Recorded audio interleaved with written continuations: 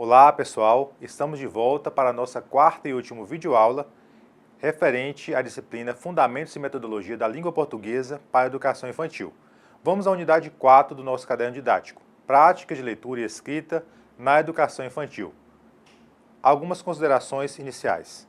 No momento contemporâneo, ampliam-se os discursos favoráveis à inserção da criança no universo da cultura letrada, sendo proposto que na escola sejam criadas situações para que as crianças participem de atividades de leitura e escrita de maneira efetiva. Ao discutir a educação infantil, Brito, 2009, afirma que sua crença na necessidade de se trabalhar com a linguagem escrita com as crianças, mas considera que a escola deve focalizar letramento e não ensino de uma técnica para decifrar textos. O autor pensa que, ao antecipar o ensino das letras para a educação infantil, sem trazer o debate da cultura escrita, as práticas invertem o processo de aprendizagem e aumentam a diferença entre as crianças. Kramer, 2010, lembra que algumas temáticas como letramento, formação de leitor, leitura, escrita e literatura se fazem presentes na produção acadêmica voltada para o ensino fundamental, mas ainda é pouco discutido no âmbito da educação das crianças maiores de 6 anos. Igualmente necessária é a produção de práticas compatíveis com esses conhecimentos teóricos que têm sido produzidos, posto que a linguagem seja central para o desenvolvimento por criar condições para a aprendizagem e vincular-se à imaginação, ao diálogo, à expressão de saberes, afetos e valores. Dessa forma, nessa unidade, vamos pensar sobre as práticas de letramento literário de leitura na educação infantil, que não deve se limitar ao ensino fundamental e não pode significar o desenvolvimento de atividades apenas voltadas para a decifração de textos pelas crianças. No item 4.2, nós temos a seguinte definição: o ensino da leitura na educação infantil. Ao discutir o ensino das habilidades de leitura e escrita, Brito, em 2009, se posiciona em favor desse ensino ainda na etapa da educação infantil. Para o autor, a escrita tem como função primordial a comunicação, sendo que essa função costuma repercutir o senso comum e também repercutir nos programas escolares. É certo que, na atualidade, a escrita se presta a uma variedade de funções, mas, na história da cultura escrita, é tardia a utilização deste instrumento para a comunicação. Como lembra o autor, em sua origem, a escrita não foi produzida com a função de comunicação, mas de registro de propriedade e do fluxo comercial. A escrita surgiu, portanto, como poder para garantir a propriedade, a posse, o controle de mercadorias, o estabelecimento de normas, a produção de uma sociedade registrada. Brito lembra ainda que a escrita é poderosa tecnologia de expressão da memória. Hoje existem recursos como a gravação em áudio e vídeo, a fotografia e os arquivos eletrônicos digitais. Mas, durante muito tempo, a escrita era a principal ferramenta de suporte à memória, em que se armazenam informações fora do corpo. Por essa lógica, ensinar a escrita é mais do que ensinar a escrever. É ensinar um valor simbólico.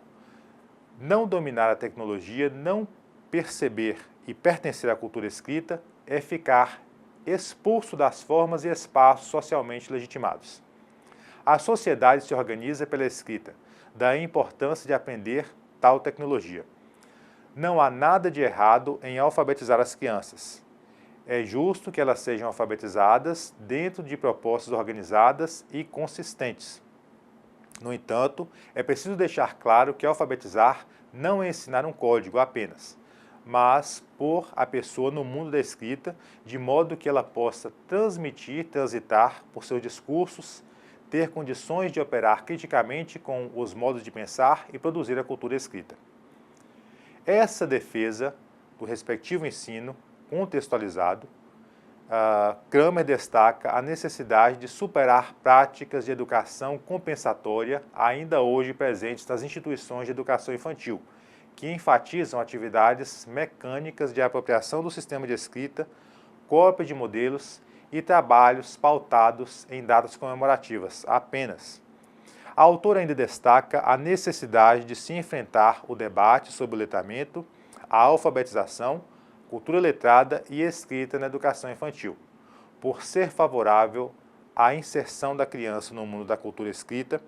A autora defende o direito dos pequenos conviverem com a literatura infantil e a cultura letrada, garantindo-lhes a criação, a imaginação e a expressão do pensamento.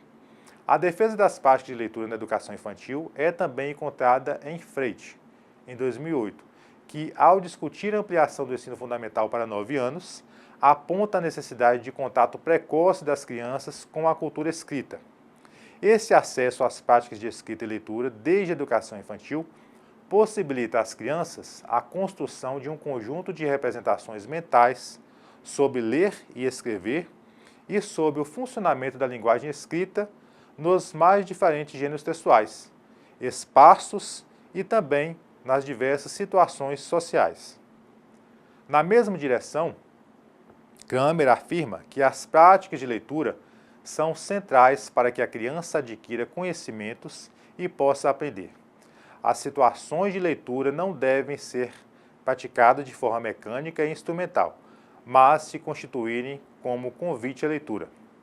Ao dedicar tempo às narrativas e rodas de leitura, as instituições de educação infantil devem produzir na criança o desejo de ler e escrever, desenvolvendo a confiança na sua capacidade de fazê-lo de forma saudável, prazerosa e competente. Freire propõe a leitura oral de textos em sala de aula, bem como a interação oral e as conversas compartilhadas em torno dos textos.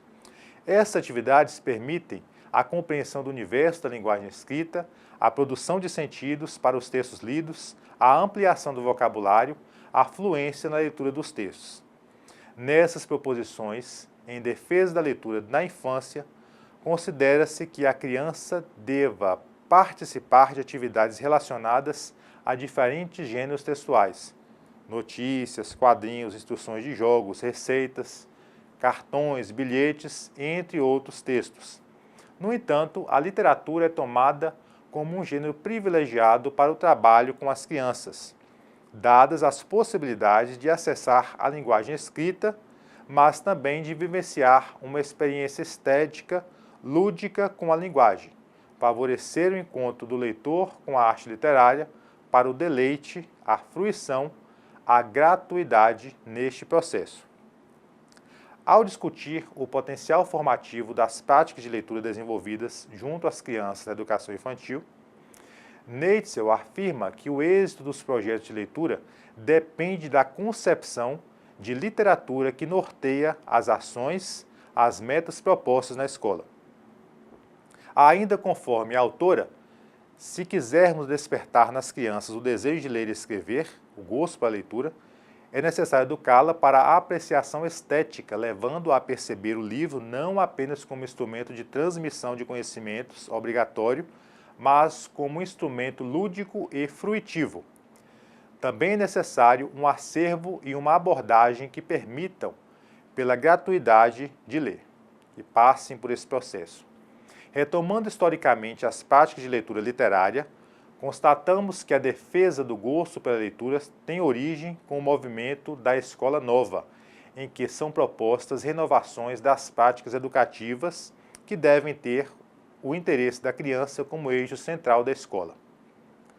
No movimento Escola Novista, o gosto pela leitura assumiu um sentido de conquistar o leitor para o livro e para a leitura. Assim, a prática pedagógica desenvolvida em sala de aula deveriam conferir à literatura um papel específico no desenvolvimento de competências da leitura. Vidal, em 2000, lembra que a modernidade pedagógica proposta pelo movimento da Escola Nova reafirma a crença no poder do livro e da leitura, que assume papel de destaque na formação intelectual dos educandos. De simples depositário da cultura universal, o livro passa a ser visto como fonte de experiência. No momento contemporâneo, as defesas estabelecem a associação da literatura com a gratuidade do ato de ler, a fruição da arte literária, a experiência estética com a linguagem, também favorecendo o desenvolvimento da imaginação, da criatividade e da sensibilidade das crianças.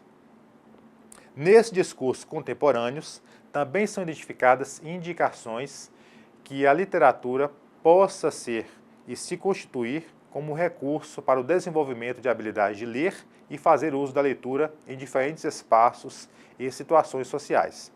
Nesse contexto, a leitura é compreendida como prática importante a ser desenvolvida pela escola desde a educação infantil. Para as crianças que ainda não sabem ler, os professores podem assumir a função mediadora e fazer a leitura em voz alta de diferentes histórias, favorecendo o compartilhamento de ideias e sentidos produzidos a partir do texto.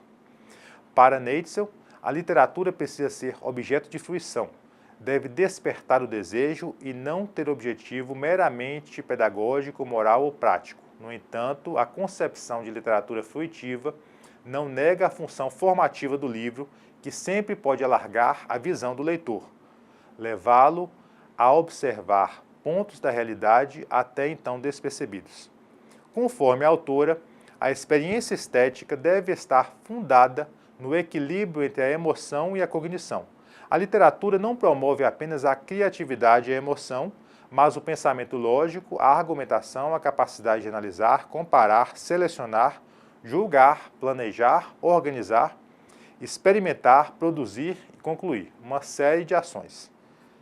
Vejamos o item 4.3 deste capítulo, a presença da literatura nas histórias da educação infantil. Os parâmetros curriculares nacionais de língua portuguesa, os PCN, reafirmam a ideia consensualmente aceita de que o domínio da língua tem estreita relação com a plena participação social da criança, dos jovens, de todas as pessoas, não é? É por meio dela que o homem se comunica, tem acesso à informação, expressa e defende pontos de vista, partilha ou constrói visões de mundo, produz conhecimento. Assim, um projeto educativo comprometido com a democratização social e cultural atribui à escola a função e a responsabilidade de garantir a todos o acesso aos saberes linguísticos necessários para o exercício da cidadania e direito inalienável de todos. Conforme os PCN, essa responsabilidade da escola é tanto maior quanto menor for o grau de letramento das comunidades. Vejamos esse slide número 1. Ao discutir a relação entre escola e literatura, Albergaria apresenta algumas recomendações dos PCN para o ensino da língua portuguesa, destacando 2 pontos importantes neste documento. O primeiro, em que o exercício da cidadania pressupõe que o aluno participe da sociedade letrada, em que circulam textos de diferentes gêneros. E o segundo, a participação social, que implica capacidade discursiva de ler e produzir textos. Essa prática coloca o texto como eixo fundamental do ensino, que deve ter por objetivo formar o aluno cidadão, capaz de participação social e posicionamento crítico, de forma a tornar-se agente transformador que valoriza seu corpo e sua saúde, preserva o meio ambiente, desenvolve respeito ético em relação à pluralidade cultural. Nesse contexto de desenvolvimento da cidadania, o autor ainda considera que a escola deve ensinar a língua portuguesa centrada nos textos, nas diversidades de tipos na circulação social, considerando a escrita e a oralidade, além dos diversos gêneros disponíveis. Na concepção de Albergaria, as práticas pedagógicas produzidas em sala de aula revelam equívocos na abordagem dos textos literários. Para o autor, o PCN propõe mudanças no tipo de texto a ser trabalhado em aula, sendo indicado que os professores, independentemente da disciplina ou área de conhecimento, trabalhem com textos em situações práticas, utilizando variados tipos de gêneros textuais, como listas telefônicas, dicionário, enciclopédias, charge, fotografias, receitas, quadrinhos, entre outros. Ainda conforme o autor, as mudanças propostas sinalizam para a quebra de preconceitos em que a língua escrita não é considerada melhor do que a língua falada, e gêneros orais passam a ser trabalhados na escola da mesma forma. No entanto, para o autor, essa diversidade de textos na sala de aula produziu a perda de status do texto literário, que foi destituído de sua prioridade e passou a ter uma menor presença nas atividades de leitura propostas pela escola. Em defesa do lugar da literatura na escola, Albergaria entende que esse gênero textual agrada ao leitor por sua capacidade de fazer sonhar, sendo que é a fruição e o prazer que comandam a leitura espontânea realizada pelos alunos em espaço extraescolar. O texto literário agrada aos leitores e todos precisam de reconhecimento, silêncio e momentos de solidão para exercer suas faculdades imaginárias. E o texto literário tem por vantagem contribuir para formar o leitor mais hábil, posto que este não seja focado, fechado, mas que abre espaço para a negociação de sentidos, para a participação do leitor. O texto literário, que ainda provoca reflexão e estranhamento, contém um desafio maior do que os outros textos, podendo levar a outros conhecimentos e conteúdos, e, portanto, formar um leitor mais competente, mais apto a se tornar um cidadão pleno. Não são apenas as crianças maiores, adolescentes, jovens e adultos que têm a necessidade de acesso a textos literários. As crianças pequenas, desde a educação infantil, precisam dessas experiências, de espaço para as práticas de leitura e para as histórias, poesias e outras formas de textos que levem a imaginar, a fantasiar.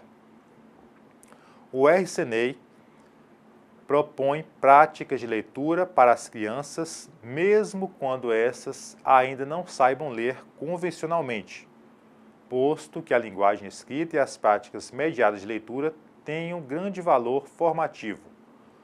Nos argumentos do RCNEI, o convívio da criança com a boa literatura lhe possibilita o acesso à informação cultural que alimenta a imaginação e desperta o prazer pela leitura. Esse convívio também possibilita que a criança, desde cedo, possa apreciar o momento de se sentar para ouvir histórias. Essa defesa do documento significa dizer que estudiosos, educadores e profissionais da educação entendem a legitimidade da presença da literatura entre as crianças, como também defendem a necessidade de serem produzidos textos especificamente destinados a este público. Tal produção deve constituir-se como arte literária e servir ao processo formativo deste público. Conforme Paiva, quando falamos de uma literatura infantil, entendemos que o conteúdo dessa produção não está em discussão, posto que já se produziram consensos acerca da necessidade dessa produção destinada à criança se constituir a partir das especificidades, necessidades formativas e interesses de seu público. A literatura para crianças precisa ser pensada em suas dimensões artística, com endereçamento prévio que considere as características e desejos da criança. Assim, ao discutir o Estatuto da Literatura Infantil, é preciso deixar claro que a sua circulação pedagógica não pode impedir que se faça a defesa de seu estatuto literário. A literatura infantil cumpre papel fundamental na escolarização e contribui para a formação do leitor. Ainda conforme a autora, com a literatura infantil, a criança poderá fazer o enfrentamento de questões fundamentais da experiência humana que afligem e atingem a criança com intensidade semelhante à que atinge os adultos. Assim, as obras podem tratar de temáticas como perda, morte, separação. Nem sempre a escola compreende o potencial educativo dessas temáticas e, assim, os professores optam pela literatura de entretenimento e censuram os livros que abordam temas delicados, polêmicos, ousados e perigosos. Na concepção da autora, a escola promove uma asepsia temática em seu diálogo com a literatura, proíbe ou inibe a discussão de enigmas da existência humana e, desse modo, presta um desserviço à criança, pois simplifica seus conflitos e subestima sua capacidade de lidar com a realidade. Terra, em 2006, considera que a literatura infantil ocupa lugar importante na construção do leitor. A criança tem na literatura infantil uma ponte que auxilia na compreensão do mundo à sua volta e lhe permite estabelecer relações com a realidade. Nos textos literários destinados ao público infantil, a linguagem é mediadora entre a criança e o mundo, propiciando ampliação da linguagem e preenchendo espaços no plano fictício, do imaginário, da fantasia e da aquisição do saber. E os livros podem fazer presentes desde diferentes formas conforme terra. São livros de borracha, pano, de plástico, são extensões do brincar, permitindo que a criança invente o título, a história, as personagens, o enredo, interpretando a história de sua maneira particular. Vejamos o item 4.4 deste capítulo. O trabalho com as histórias na educação infantil. Abramovic lembra que ler histórias possibilita a criança sentir emoções e situações vividas pelos personagens. Possibilita ainda descobrir conflitos e paz. 3, 2, 1. Abramovic, em 96, lembra que ler histórias possibilita a criança sentir as emoções e situações vividas pelos personagens. Possibilita ainda descobrir conflitos e impasses, esclarecer as dificuldades, responder algumas perguntas, solucionar questões, encontrar caminhos para resolvê-los, conhecer as soluções encontradas pelos personagens das histórias, enfim. Ainda conforme a autora, ler possibilita à criança surpreender-se com o contato ou com o jeito de escrever do autor, despertar o imaginário, ações que serão imitadas depois no seu próprio processo de escrita. Ouvindo histórias, a criança pode sentir raiva, tristeza, bem-estar, irritação, medo, alegria, insegurança, tranquilidade que as narrativas provocam. E mais, através das histórias, a criança pode descobrir outros lugares e tempos, outros jeitos de agir e de ser, conhecer outra ética, outra ótica, outra estética. Com as histórias, a criança ainda pode aprender geografia, ciências, filosofia, política, abrindo portas para a compreensão do mundo. Ao defender a presença das histórias no cotidiano das crianças, a autora apresenta argumentos para mostrar o valor da literatura e dá dicas sobre o modo de como devem ser organizadas as sessões de contação, leitura e histórias. Para a autora, contar história é uma arte que equilibra o que é ouvido com o que é sentido. Assim, para contar histórias, é necessário o uso simples e harmônico da voz. Não se deve ler uma história sem planejar, pegando na estante um livro com o qual a professora não esteja familiarizada, para não correr o risco de ler errado as palavras, desconsiderar a pontuação, ficar chocada com alguma gíria, ficar decepcionada com o conteúdo da narrativa. Quem conta histórias deve criar um clima de envolvimento, de encantamento. A autora ainda lembra que quem conta histórias deve dar pausas, respeitar o tempo do imaginário da criança. Deve mostrar que a história ouvida está impressa e que a criança pode voltar a ela sempre que desejar. Considera que é bom evitar as histórias com descrições longas e detalhadas, priorizando o texto com ação, acontecimentos, diálogo. Saber usar as modalidades e possibilidades da voz. Ainda é bom saber começar o momento da contação, usar um jeito especial para dizer que a história acabou. E assim acabou a história. Entrou por uma porta e saiu por outra, quem quiser que conte outra. É um exemplo aí de finalização. Vejamos o slide número 2. O RCNEI, Referencial Curricular Nacional para a Educação Infantil, nele também estão presentes alertas para o professor em relação ao modo como devem ser lidas, contadas as histórias. Isso porque a prática exige que o professor, como leitor, preocupe-se em ler com interesse, criando um ambiente agradável e convidativo à escuta atenta, mobilizando a expectativa das crianças, permitindo que elas olhem o texto e as ilustrações enquanto a história é lida. Ainda conforme o RCNEI, não é necessário que o professor proponha atividades após a leitura contação de histórias, como a realização de desenho dos personagens, a resposta de perguntas sobre a leitura, a dramatização das histórias.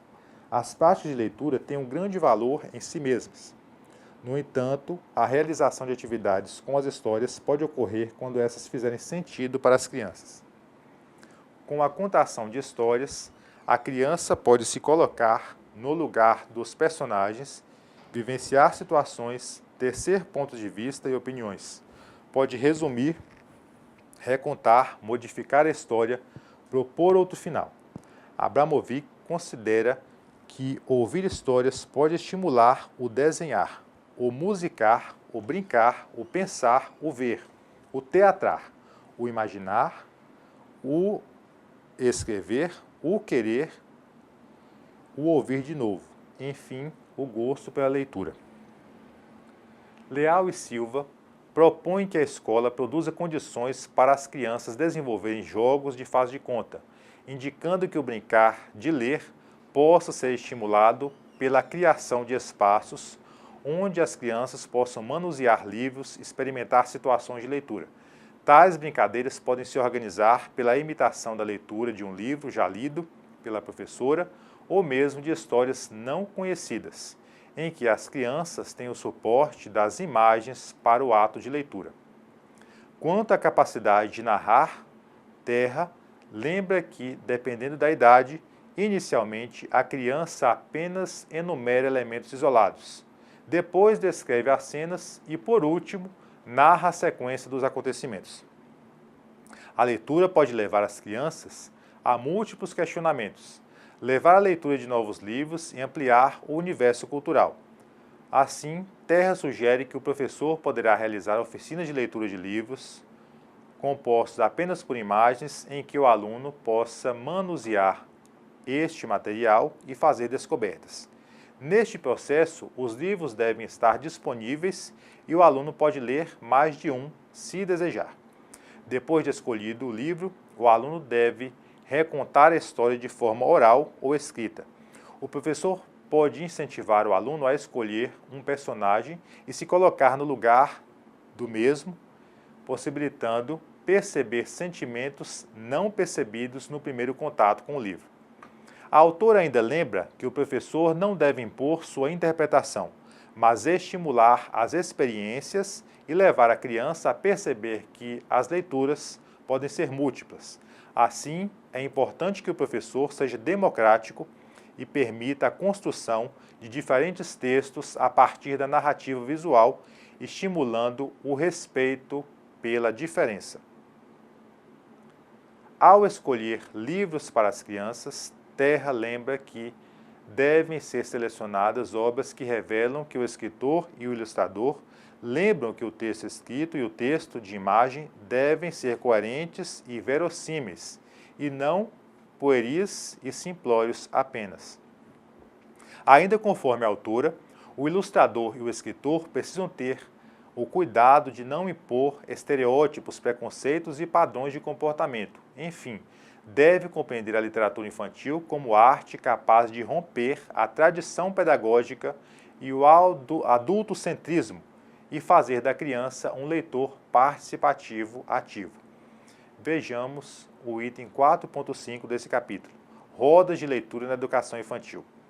Ao defender a presença das histórias na vida das crianças, Abramovic afirma que para a criança é importante ouvir muitas histórias, já que ouvir seja o início da aprendizagem para ser leitor. E ser leitor é ter um caminho infinito de descobertas e compreensão do mundo que se inicia com o primeiro contato com os textos. Normalmente, esse primeiro contato costuma ser oral, através da voz da mãe, do pai, do professor. O RCNEI defende que para a criança que ainda não construiu a habilidade de ler, convencionalmente, a leitura se dê por meio da escuta da leitura do professor, do outro, ainda que não possa decifrar todas e cada uma das palavras. A defesa escrita no documento é de que ouvir um texto é uma forma de leitura.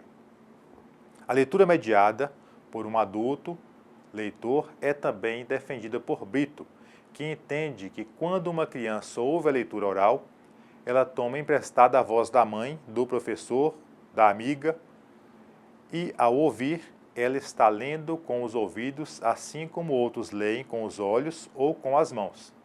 O autor considera que, ao ler com os ouvidos, a criança não apenas se experimenta na interlocução com o discurso escrito, mas também vai compreendendo as modulações de voz, aprende a sintaxe escrita, aprende a palavra escrita.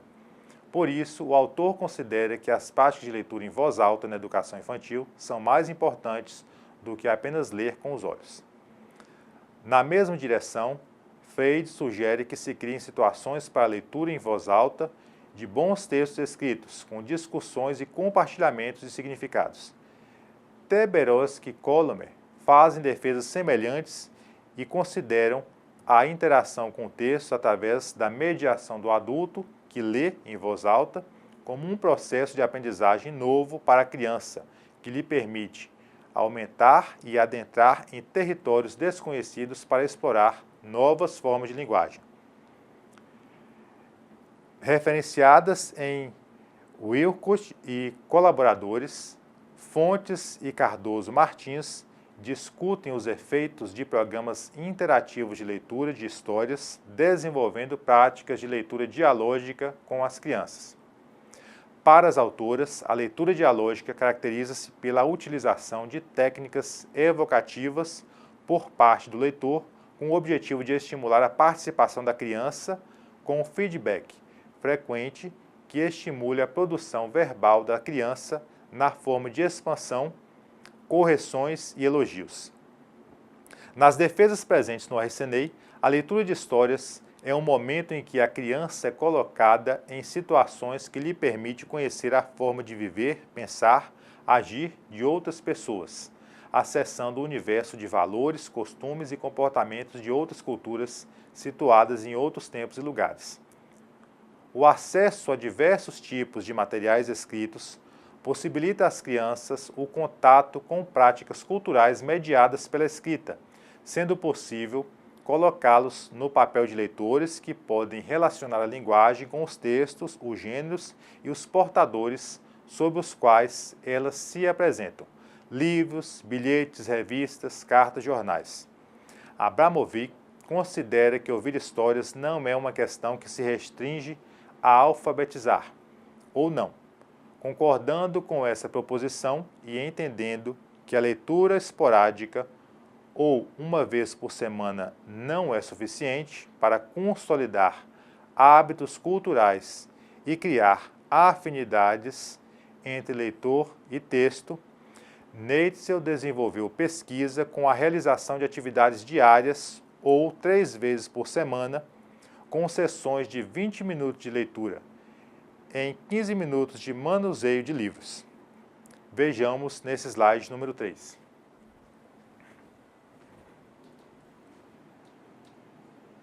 Em sua pesquisa com as crianças em uma instituição educativa, a autora desenvolveu práticas de contação de histórias para bebês a partir de diferentes formas de organização: roda de contação coletiva, contação individual de histórias, manuseio livre dos livros pelas crianças, recital literário e contação de histórias com elementos diversos, como fantoches e outros recursos, emprego de música e contação de histórias pelas próprias crianças.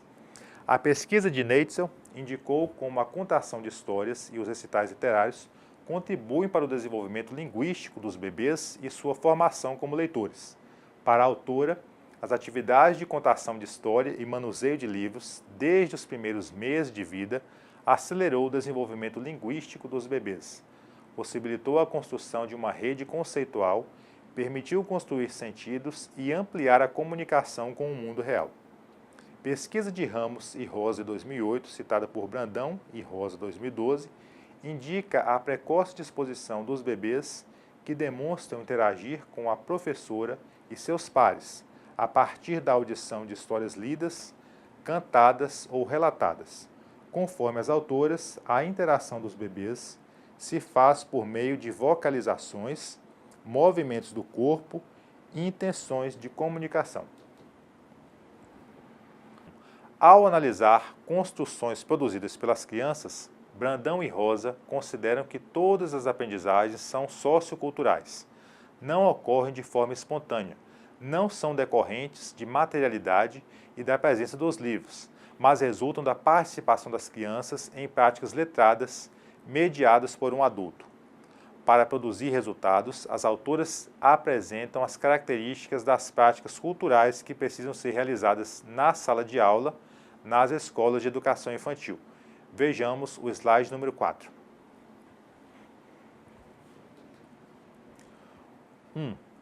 Contato mediado das crianças com as histórias por meio da voz do professor ou da professora que lê, canta ou narra. Tais práticas possibilitam o desenvolvimento da linguagem e da socialização. Ser capaz de ouvir traz o potencial de ser capaz de dizer. As rodas de contação, número 2, contação de história, oportunizam a formação de uma comunidade de ouvintes, geram pertencimento, já que a professora e as crianças passam a dispor de um repertório de narrativas, podem manifestar gostos semelhantes, ter personagens, autores e histórias favoritos. As rodas de história possibilitam construir uma identidade grupal. 3. A roda de histórias é a oportunidade para a criança transitar em diversas posições sociocomunicativas que podem variar papéis e atribuições. As crianças podem ouvir histórias escolhidas pela professora ou professor, podem solicitar a leitura repetida de uma história conhecida. 4. Compartilhar a audição de histórias cumpre uma função consoladora para a criança, que encontra nas narrativas elementos que auxiliam a enfrentar as inquietações presentes no processo de conhecimento. Ao ouvirem as histórias, as crianças são mobilizadas em vários aspectos envolvendo seu corpo, suas ideias, sua linguagem, seus sentimentos, sentidos, sua memória, sua imaginação.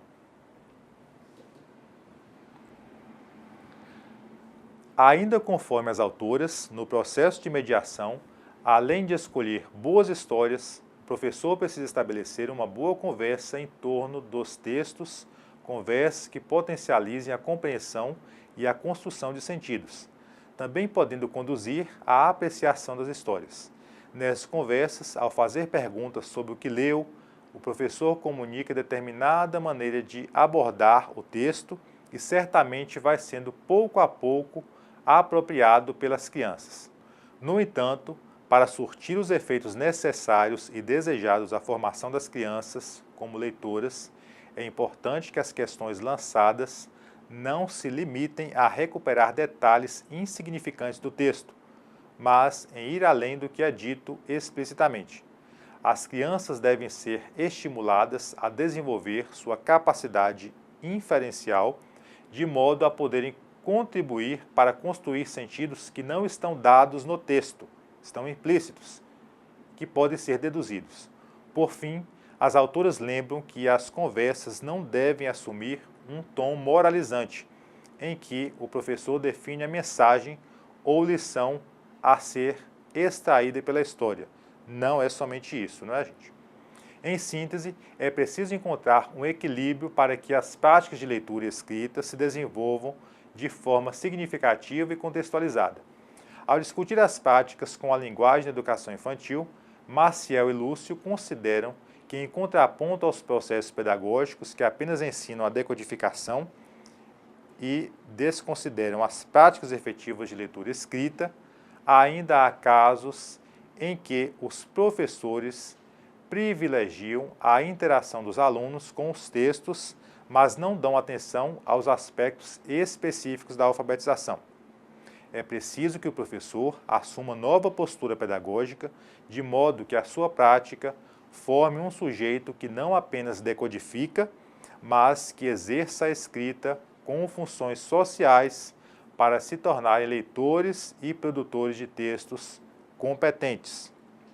Então, pessoal, chegamos ao fim dessa quarta e última videoaula. Vamos agora a mais uma atividade de aprendizagem para buscar fixar os conhecimentos. E a atividade consiste no seguinte: com base no que foi estudado nesta aula, discuta se é possível e de que maneira pode-se trabalhar com a leitura na educação infantil, enfatizando aí tipos e gêneros diversos, além da literatura. Discutiram, pessoal, aí com a orientação do tutor? Muito bem. A resposta é sim, pode-se e deve-se trabalhar com os gêneros diversos, envolvendo o oral e o escrito na educação infantil. Para isso, é preciso que nós, professores, realizemos uma adequação das práticas pedagógicas e possamos inserir no cotidiano dos alunos gêneros diversos, como os quadrinhos, poemas, bilhetes, enfim. A literatura toma um lugar privilegiado, deve tomar esse lugar privilegiado, pensando em suas dimensões artística, estética, já que favorece a imaginação, de maneira que o professor nem sempre imponha a resposta correta ao aluno, né? Desde que ele seja livre para interpretar o enredo, né, o final da história, e tenha contato com os diversos gêneros. Pessoal, para mim foi um grande prazer estar com vocês ao longo do semestre, nessa disciplina, Fundamentos e Metodologia da Língua Portuguesa para a Educação Infantil. Estou à disposição para colaborar com vocês durante o decorrer deste curso, né, até o final, e me mantenho à disposição também, caso tenha interesse em orientação de monografias, né, na pesquisa, voltada aos temas aqui trabalhados. Espero que vocês pensem na produção de artigos, busquem participar de eventos científicos em âmbito regional, estadual e nacional, para que possam, em breve, galgar outros caminhos, né, com a pós-graduação, desde a especialização até o mestrado e doutorado. E pense também em concurso. É uma área muito abrangente, a pedagogia é um curso muito bonito, né, que necessita da atuação de pessoas cada vez mais capazes de produzir conhecimentos. Foi um grande prazer, de fato, estar com vocês e espero que possamos nos encontrar em outras aulas. Um abraço e até lá!